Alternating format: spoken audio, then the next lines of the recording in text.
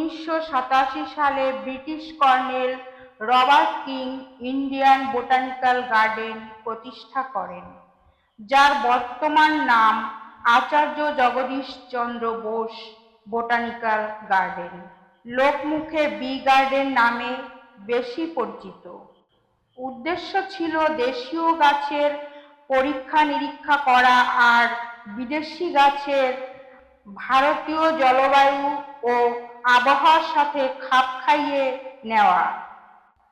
17,000-এর বেশি প্রজাতির গাছের সমন্বয়ে গঠিত এই জাতীয় উদ্যানের মূল আকর্ষণ হল দি গ্রেট বেনিয়ান ট্রি বা মহা বটবৃক্ষ।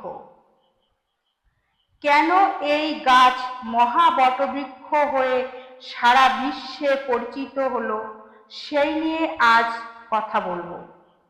বোটানিক্যাল গার্ডেন তৈরি হওয়ার পর এই বটগাছ যখন চোখে পড়ল, তখন তার বয়স 15 বছর বা খুব বেশি হলে 20 বছর হবে।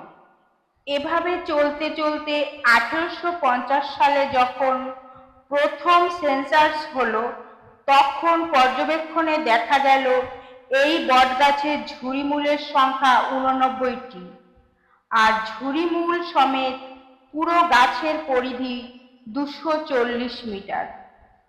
তখন থেকে বেশ আকর্ষণের কেন্দ্রবিন্দু হয়ে উঠল এই বটগাছ। কিন্তু মাঝে পথের কাঁটা হলো ঘূর্ণিঝড়। প্রকৃতির যেমন সৃষ্টি আছে তেমন বিনাশও আছে।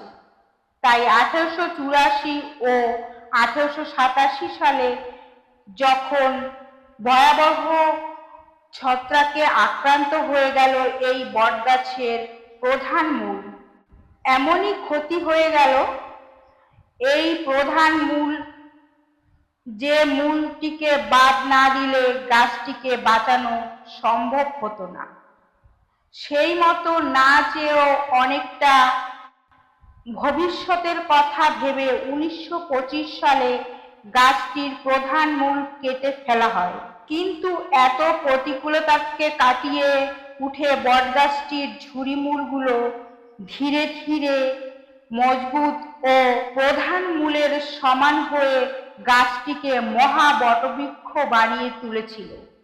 দেখলে মনে হয় সে নিজে যেন গভীর অরণ্য, যেখানে রয়েছে 87 প্রজাতির পাখি, অসংখ্য কাঠবিড়ালি আর হনুমানের আনাগোনা। বাস্তুতন্ত্রের ভারসাম্য বজায় রাখবার জন্য গাছটির আলাদা আলাদা ফ্লোরা ও ফনা এমনভাবে গঠন করে নিয়েছে যে বর্তমানে তার বিস্তৃতির পরিধি 14,500 স্কয়ার মিটার বা 4.67 একর আর উচ্চতা 24.5 মিটার। বিস্তৃতির দিক থেকে পৃথিবীর সবচেয়ে বিশাল আকার এই গাছ একটা ক্রিকেট খেলার মাঠের সমান, যার নিচে প্রায় 10,000 লোক একসাথে দাঁড়াতে পারবে। আর সেই জন্যে এই বটগাছটি গিনিস বুক অফ ওয়ার্ল্ড রেকর্ডে মহা বটবৃক্ষ নামে পরিচিত।